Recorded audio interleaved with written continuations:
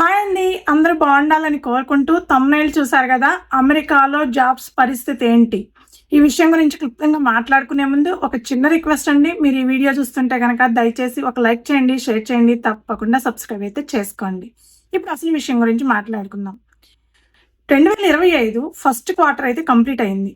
అయినా కానీ ఇప్పటి వరకు అన్ని కంపెనీస్ వాళ్ళ ప్రాఫిట్ అండ్ లాస్ పరిస్థితి ఏంటి అనేది ఇంకా అనౌన్స్ చేయలేదు. ఎందుకంటే మార్చ్ ఎండ్ తోటి క్వార్టర్ అయితే కంప్లీట్ అయిపోయింది. ఇది ఏప్రిలే కాబట్టి ఇంకా పూర్తిగా అయితే అన్ని కంపెనీస్ వాటి ప్రాఫిట్ అండ్ లాస్ ఎలా ఉంది ఏంటి అనేది అనౌన్స్ చేయనప్పటికీ చాలా కంపెనీస్లో లే ఆఫ్స్ అయితే చాలా ఎక్కువ స్థాయిలో జరుగుతున్నాయని మేము వింటున్నామండి. దీని గురించి నాకు తెలిసిన విషయాల్ని కొంచెం క్లుప్తంగా చెప్పడానికి ట్రై చేస్తాను.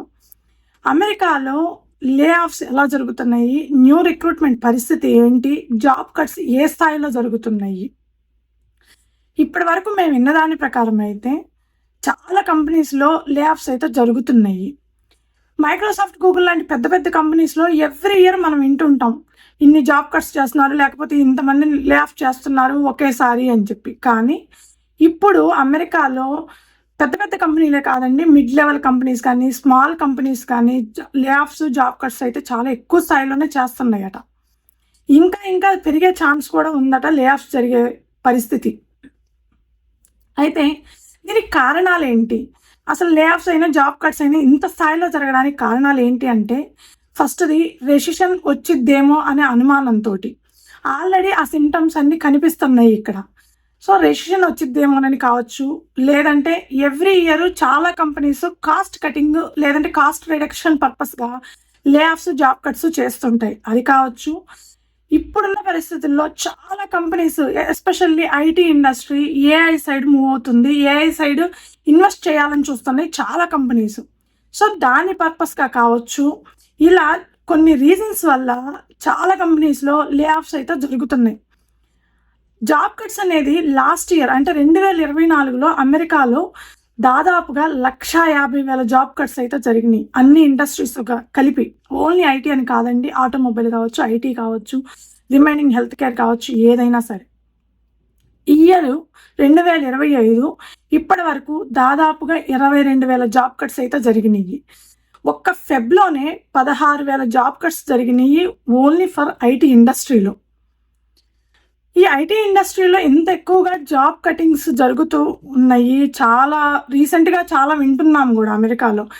మనకి రీసెంట్గా అందరికీ తెలిసిన విషయమేనండి, ఫెడరల్ ప్రాజెక్ట్స్ కొన్ని 5.1 బిలియన్ వాల్యూ చేసే ప్రాజెక్ట్స్ని కంప్లీట్గా క్లోజ్ చేయడం అయితే జరిగింది. దానికి ఐటీ సపోర్ట్ ఇచ్చే కంపెనీస్ బూజ్ ఎల్ఎన్ కానీ, లేదంటే యాక్సెంచర్ కానీ, డెలాయిట్ కానీ, ఇలాంటి కంపెనీస్ అన్నీ ఐటీ సపోర్ట్ ఇస్తూ ఉంటాయి ఫెడరల్ ప్రాజెక్ట్స్కి. దాంట్లో దాదాపుగా 11,000 మంది ఎంప్లాయీస్ కాంట్రాక్ట్ బేసిస్ మీద వర్క్ చేస్తున్నారు. యూజువల్గా సిటిజన్స్ లేదంటే గ్రీన్ కార్డు ఉన్న వాళ్ళైతే వాళ్ళకి పర్మనెంట్గా తీసుకునే ఛాన్స్ ఉందండి. కానీ H1B మీద వర్క్ చేసే వాళ్ళు ఫెడరల్ ప్రాజెక్ట్స్లో కానీ స్టేట్ ప్రాజెక్ట్స్లో కానీ పర్మనెంట్ ఎంప్లాయీగా వర్క్ చేయలేరు. ఎందుకంటే వాళ్ళు ఇక్కడ సిటిజన్స్ కాదు, ఇక్కడ పర్మనెంట్ రెసిడెన్సీ లేదు కాబట్టి. సో H1B మీద ఉండే వాళ్ళు ఎక్కువ శాతం ఇలాంటి ప్రాజెక్ట్స్, స్టేట్ ప్రాజెక్ట్స్ కానీ లేదంటే ఫెడరల్ ప్రాజెక్ట్స్ కానీ కాంట్రాక్ట్ బేసిస్ మీద వర్క్ చేస్తూ ఉంటారు. త్రూ యాక్సెంచర్ కావచ్చు, డెలాయిట్ కావచ్చు, ఇంకా రిమైనింగ్ కన్సల్టెన్సీస్ కావచ్చు, కంపెనీస్ కావచ్చు. సో దాదాపుగా 11,000 మంది కాంట్రాక్ట్ బేసిస్ మీద ఎంప్లాయీస్ వర్క్ చేస్తున్నారు త్రూ డెలాయిట్, యాక్సెంచర్ ద్వారా, బూజ్ ఎల్ఎన్ ఇలాంటి కంపెనీస్ ద్వారా ఆ ఫెడరల్ ప్రాజెక్ట్స్లో. సో సడన్గా ఆ ప్రాజెక్ట్స్ అన్నీ క్లోజ్ చేయడం అయితే జరిగింది. మరి పరిస్థితి ఏంటి? ఇలా చాలా కంపెనీస్, ఐటీ కంపెనీస్ కావచ్చు, రిమైనింగ్ ఇండస్ట్రీస్ కావచ్చు, అమెరికాలో జాబ్ కట్స్ అయితే చాలా ఎక్కువగా జరుగుతున్నాయి. మరి న్యూ రిక్రూట్మెంట్ పరిస్థితి ఎలా ఉంది? చాలా వరకు న్యూ రిక్రూట్మెంట్ అనేది అంత స్థాయిలో లే ఆఫ్స్, జాబ్ కట్స్ జరిగిన స్థాయిలో అయితే న్యూ రిక్రూట్మెంట్ జరగటం లేదు. ఇక్కడ ప్రాబ్లం వచ్చేదల్లా సిటిజన్స్కో, తీసి ఉన్న వాళ్ళకో కాదండి, కేవలం H1B మీద ఉండే వాళ్ళకి మాత్రమే ఎక్కువగా ప్రాబ్లం అవుతుంది. ఈవెన్ ఓపీటీ మీద ఉండే వాళ్ళకి కూడా అంత పెద్ద ప్రాబ్లం కాకపోవచ్చు, కానీ H1B మీద వర్క్ చేసే వాళ్ళకి మాత్రం చాలా ప్రాబ్లం అవుతుంది. ఒకవేళ వాళ్ళకి జాబ్ పోయిందంటే కనుక 60 డేస్లో H1B వాళ్ళు కంపల్సరీ వాళ్ళు పేరోల్ మళ్ళీ రన్ చేయాల్సి వస్తుంది. 60 డేస్ దాకా వాళ్ళు పేరోల్ లేకుండా ఉంటే, రన్ చేయకుండా ఉంటే అమెరికాలో వాళ్ళు అమెరికాను వదిలిపెట్టి వెళ్ళాల్సి ఉంటుంది. కాబట్టి ఎక్కువగా సఫర్ అయ్యేది H1B వాళ్ళే. ఇలాంటి ప్రాజెక్ట్స్‌లో, గవర్నమెంట్ ప్రాజెక్ట్స్‌లో గానీ, లేదంటే చాలా కంపెనీస్‌లో గానీ కాంట్రాక్ట్ బేసిస్ మీద వర్క్ చేసేది కూడా H1B వాళ్ళే. సో, లే ఆఫ్స్ జరిగినంతగా, జాబ్ కట్స్ జరిగినంతగా న్యూ రిక్రూట్మెంట్ అయితే అంత స్థాయిలో జరగటం లేదు. కాకపోతే అట్లాగని కంప్లీట్‌గా న్యూ రిక్రూట్మెంట్ అనేది లేదు అనుకోవడానికి లేదండి. న్యూ రిక్రూట్మెంట్ కూడా జరుగుతుంది. కాతే ఆ స్థాయిలో జరగటం లేదు.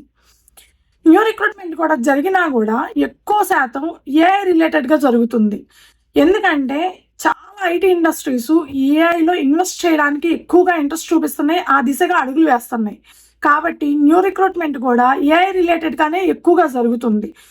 ఎవరైనా సరే H1B వాళ్ళైనా, ఓపీటీ వాళ్ళైనా ఎవరైనా ప్రాజెక్ట్స్ అన్నీ స్లోగా ఏఐ సైడ్ మూవ్ అవుతున్నాయి కాబట్టి ఆ దిశగా అడుగులు వేస్తే కొంచెం బెటర్ కెరియర్ ఉంటుంది అమెరికాలో.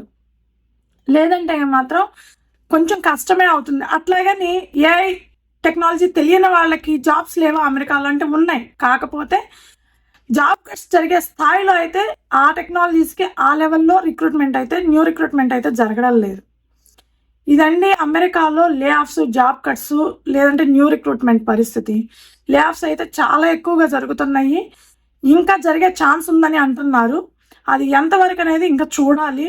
కాకపోతే న్యూ రిక్రూట్మెంట్ అనేది ఆ స్థాయిలో లేదు కాబట్టి ఖచ్చితంగా H1B వాళ్ళైతే కొద్దిగా సఫర్ అయ్యే ఛాన్స్ అయితే ఉంది. ఈ విషయం గురించి నా ఒపీనియన్ నేను చెప్పానండి. ఈ వీడియో మీకు నచ్చుంటే గనక దయచేసి ఒక లైక్ చేయండి, షేర్ చేయండి. తప్పకుండా సబ్స్క్రైబ్ అయితే చేసుకోండి. Thank you.